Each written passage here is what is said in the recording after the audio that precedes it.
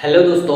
तो स्वागत है आपके अपनी परिवार जीनियस क्लासेस में। तो आज हम लोग बात करने वाले हैं दोस्तों क्लास 12 के हिंदी के बारे में, जो कि हमारा चैप्टर नंबर 10 और एक काव्य खंड के बारे में बात कर रहे हैं दोस्तों। ठीक है, जो कि हमारा चैप्टर का नाम है अधिनायक। और इस टॉपिक को हम लोग अपनी भाषा में समझेंगे दोस्तों। ठीक है, बिना किसी किताब उल्टे। ठीक है, और एक एक शब्द का अर्थ आप समझेंगे। ठीक है, ओके, चलते स्टार्ट करते हैं। देखिए, तो यहाँ पे अधिनायक है और इसको लिखने वाले राइटर लेखक कौन है भाई? तो देखिए यहाँ पे रघुवीर सहाय। ठीक है, और इस सब की ट्रिक्स हमने याद किए दोस्तों। ठीक है, अब देखिए यहाँ पे आपसे पूछ सकता है कि रघुवीर सहाय जो है वो किसवीं सदी के है। जो रघुवीर कवि है वो 20वीं सदी के है दोस्तों। ठीक है, इस हिसाब से पूछेंगे तो आप बताइएगा। ठीक है, अब देखिए अगला है कि भाई अधिनायक रघुवीर जो सहाय के अधिनायक वो किस पर जुड़ा हुआ है? तो आत्महत्या के विरुद्ध उतरा हुआ है। ठीक है ना, आत्महत्या का मतलब खुद के ऊपर, जिसमें बताया गया है एक नायक और एक आम पब्लिक के बीच में किस तरीके से आलोचना संकोच होती है, उसके बारे में यहाँ पे लेखक रघुवीर सहाय जो खुद बताते हैं यहाँ पास। ठीक है, चलते हैं, स्टार्ट करते हैं दोस्तों। देखिए, तो इनके पूछा जाएगा आपसे कि जन्म कब हुआ? तो 9 दिसंबर 1929। और कहाँ भाई? तो ये लखनऊ में। ठीक है, और आखिरकार ये लखनऊ है कहाँ? तो यूपी उत्तर प्रदेश में दोस्तों। ठीक है, अगला सवाल क्या है कि निधन कब हुआ? मतलब मृत्यु 30 यहाँ पे 12 दिसंबर 1990 में। ठीक है, पिता का नाम हरदेव सहाय शिक्षक। अब पूछा जाएगा कि रघुवीर सहाय के जो पिताजी थे वो क्या थे? एक शिक्षक थे, मतलब टीचर थे, गवर्नमेंट मतलब सरकारी स्कूल के। ठीक है, अगला सवाल है दोस्तों की शिक्षा। अब इनकी शिक्षा कहाँ तक प्राप्त हुई है ना? तो एमए और कौन सा सब्जेक्ट इसका ऑनर था दोस्तों? सब्जेक्ट जो थे वो इंग्लिश पेपर थे। ठीक है, और इनका कौन से कहां से किए? तो ये लखनऊ विश्वविद्यालय से किए थे। और इनको सम्मान से कैसे सम्मानित किया गया? कौन कौन सा पुरस्कार मिले हैं? देखिए यहाँ पे साहित्य अकादमी मिले, और किसके जरिए मिले? तो यहाँ पे लोग भूल गए हैं। अब उसके टॉपिक पे लिखे थे, इनको साहित्य अकादमी से नोबेल प्राइज के रूप में सम्मानित किया गया रघुवीर सहाय को। ओके, अब क्या पूछ सकता है दोस्तों इस तरीके से कि नवभारत भी लिखे थे, टाइम्स, यहाँ पे टाइम्स और दिनमान और साप्ताहिक पत्रिका ये भी लिखे हैं पत्रिका के बारे में। अब कृतियां कौन कौन सा है? तो दूसरा सप्तक। आपसे पूछेगा कि दूसरा सप्तक किसके द्वारा? अज्ञे जी के द्वारा 7 कवियों में से आते हैं। ठीक है, अब अगला है कि सीढ़ियों पर है ना धूम में, और फिर आत्महत्या के विरुद्ध, इन भी बात बताया गया जो मैं यहाँ पे पहले वर्ड में भी यहाँ पे इसके बारे में समझा दिया गया दोस्तों। और एक और पूछा जाएगा कि ये इस कविता का केंद्र भी कहा जाता है क्या? ऐसे कौन से किस तरीके से? तो यहाँ पे कॉमेडी है ना, कॉमेडी के तरीके से कविता का केंद्र माना जाता है इन रघुवीर सहाय को दोस्तों। ठीक है, ये रहा उनका कुछ लेखक जीवन के परिचय, उसकी जिंदगी के बारे में, जो मैंने आपको बहुत आसान तरीके से समझाया। लेकिन इसको तो याद करना ही पड़ेगा आपको, क्योंकि इससे आप याद कर लेंगे तो आपके लिए भी फायदा होंगे दोस्तों, आपके लिए बेनिफिट होगा कि बिहार बोर्ड में एक ऑब्जेक्टिव छूटेगा नहीं। ज्यादातर आपके राइटर से पूछेगा है ना, जैसे पूछेगा अधिनायक लेखक कौन है तो बता दीजिएगा, उनका जन्म, जो माता पिता का नाम, कौन सा कृतियां वगैरह है, एक का दुका कब पूछता है। ठीक है, अब चलते हैं इसके हम लोग टॉपिक के ऊपर। ठीक है, देखिए तो एक क्या मैं बता दूं कि यहाँ पे अधिनायक जो है एक नायक है और एक आम पब्लिक के बीच में किस आत्महत्या के विरुद्ध बताया गया है उसके बारे में।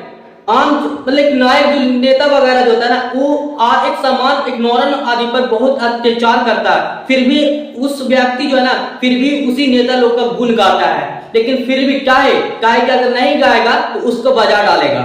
समझ में आई बात को? तो यही है, उसके बारे में यहाँ पे बात तहकीकात किया गया। ठीक है, समझते हैं। तो देखिए, राष्ट्रगीत में भला हुआ कौन भारत भाग्य विधाता है? बताया गया है, राष्ट्रगीत बताया गया है। तो राष्ट्र भाग्य विधाता में राष्ट्रगान आता है दोस्तों। ठीक है ना, यहाँ पे गीत कर दिया गया है। जैसे राष्ट्र के तो वंदे मातरम होते हैं, लेकिन यहाँ पे राष्ट्रगान के बारे में, तो उसमें भारत भाग्य विधाता, भला वो कौन है? वह राष्ट्र के कौन ऐसा व्यक्ति है जो भारत के भाग्य विधाता लिखा हुआ उसका क्या?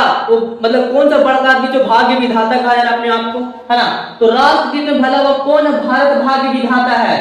देखिए, फटा सुथना पहले इसे कहा गया नायक के रूप में, जो है ना नायक के बारे में बताया गया, लीडर के रूप में, नेता वगैरह के बारे में। फटा सुथना पहने जिसका गुण हर चरना गाता है। हर चरना एक दोस्तों यहाँ पे एक छोटा सा एक लड़का है, एक छात्र है जो है ना बहुत गरीब है, जो फटा फूटा कपड़ा पहने हुआ है और एक सरकारी स्कूल में जाकर के प्रोग्राम रहता है, वो गुण गाता है, कहता है फटा सूचना पहने जिसका हर चरना गाता है, हर चरना का गुण गाता है, किस गुण हर चरना गाता है, मतलब गुण गाता है किसका, एक नेता का।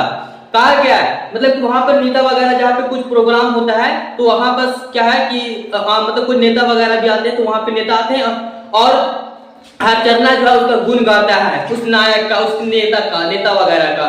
और कहा न इतना फाटा फूटी पहने हुआ है ना, वही बताया कि फाटा सूचना पहने जिसका, फाटा फूटा फिर भी उसका गुण गा रहा है भाई, ठीक है।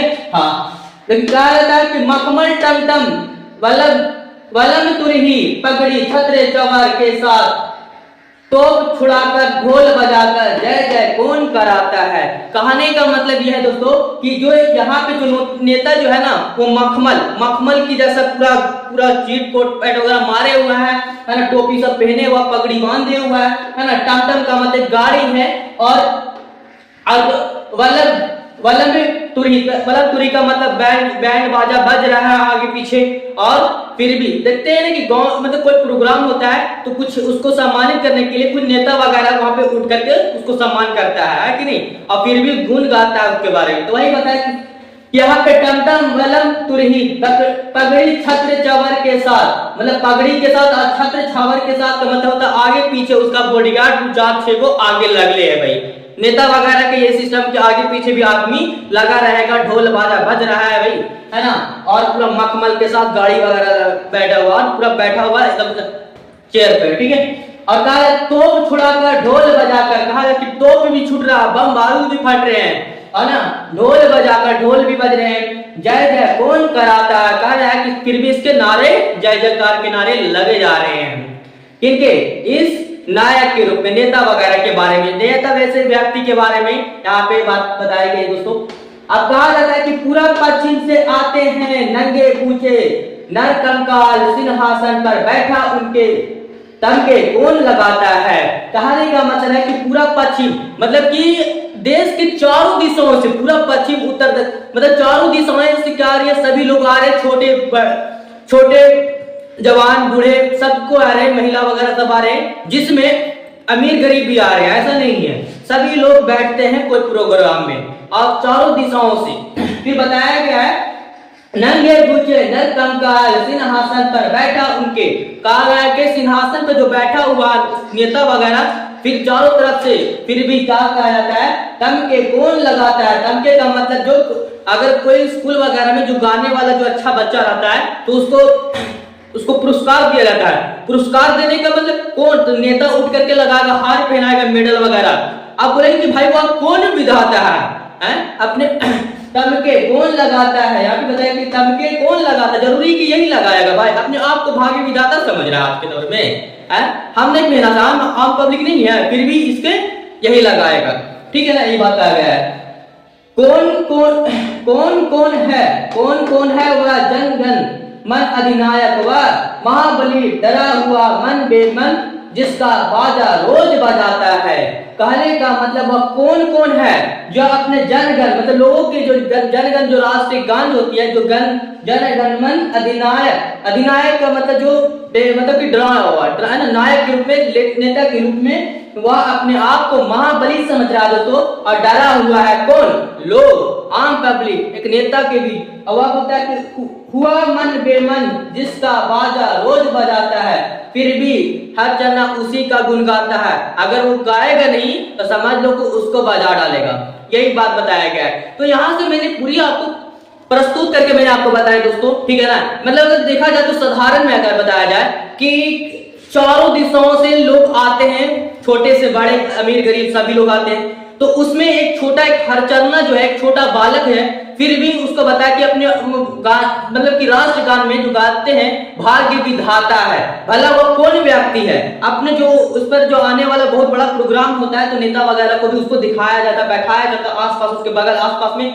आदमी रहता है, ढोल बाज बज रहा है, फिर भी लेकिन वो हरचंदा फटा फूला पहने हुआ फिर भी गुण उसी का गाता है, अगर वो गाएगा नहीं तो उसको बजा डालेगा, उसको क्या है कि भाई वो क्या क्या कर सकता है, गरीबी है, इसकी वजह से गाना पड़ता है। कुछ भी अत्याचार विरोध हो रहा है आप विरोध पर, तब भी उसका ही कहा जाता है इसमें। और कहा जाता है इसमें कि मखमल पर पूरा बताते हैं कि फिर भी लोग इसी का गुण गाते हैं। और अगर यही बता कि अपने आप को महाबली समझ रहे हैं, कहते हैं कि मेरा मन नहीं करता फिर भी मेरा गाने पर मजबूर है, अगर नहीं गाएंगे तो हमें बजा डालेगा भाई। तो बहुत शानदार तरीके से था दोस्तों, मैंने आपको पूरी तस्रीह करके बताया दोस्तों। फिर भी कोई समस्या आता है तो हमें कमेंट बॉक्स में जरूर बताएं, ठीक है। फिर मिलते हैं नए वीडियो के साथ। Okay, thanks for watching video, have a good day.